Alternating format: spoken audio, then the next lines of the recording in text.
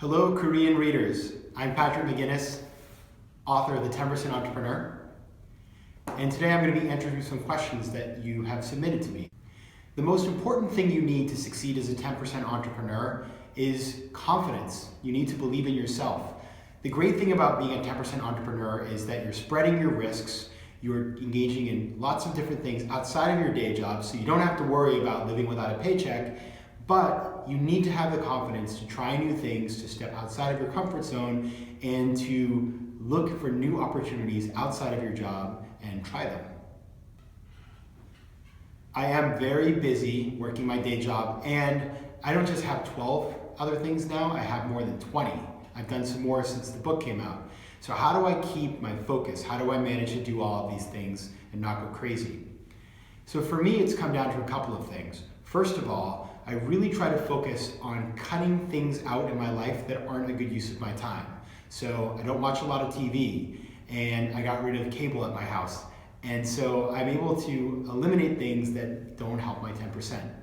The next thing is that I choose to work on projects that combine what I'm good at with what I like doing. And so when I do that, I find that I'm much more efficient than I would be otherwise. And the third thing is I always look for help. So I can do lots of things, but I know people who can do things even faster and smarter than me sometimes. So when I need help, I reach out to those people and they make my work way more efficient and way more effective. I think the biggest risk I took when I first became a 10% entrepreneur was that I actually invested cash into a company. And I remember the day that I invested that money and I wrote the check, I was so nervous. I never thought I'd see that money again.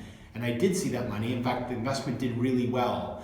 But I was really scared to invest my own capital. And I think what I learned and how I dealt with that risk was to realize that I was only putting 10%, that I was going to be diversifying my money and my investments into lots of different things. And if one thing didn't go well, it would be okay. I could still have all the other things I was doing, and I had my day job to fall back on.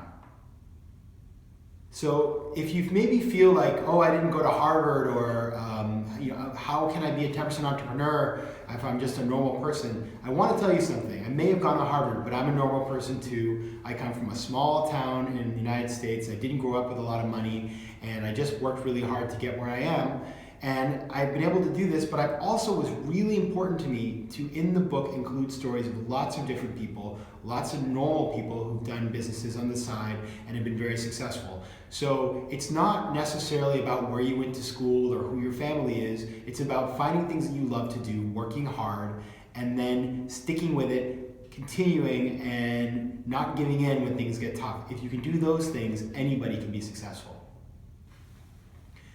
So I've had the chance this year to go all over the world and meet 10% entrepreneurs all over the place.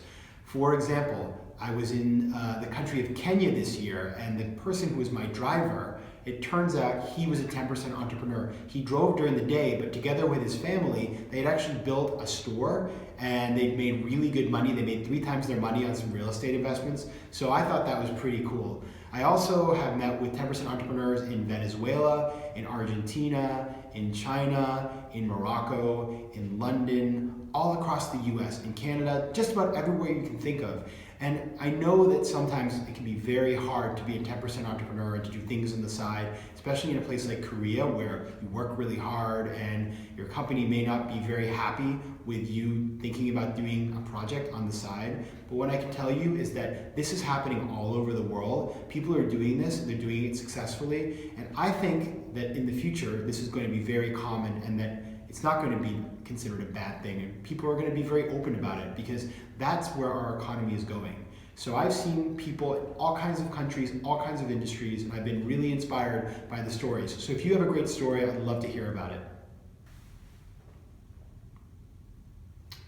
So my advice to you, if you want to try this but you're a little nervous or you don't know how to get started, is to remember one thing. It's only 10%. It's only on the side. So even if you don't succeed the first time around, you still have everything else. You have your job, you have all of the good things in your life, and you can just try again.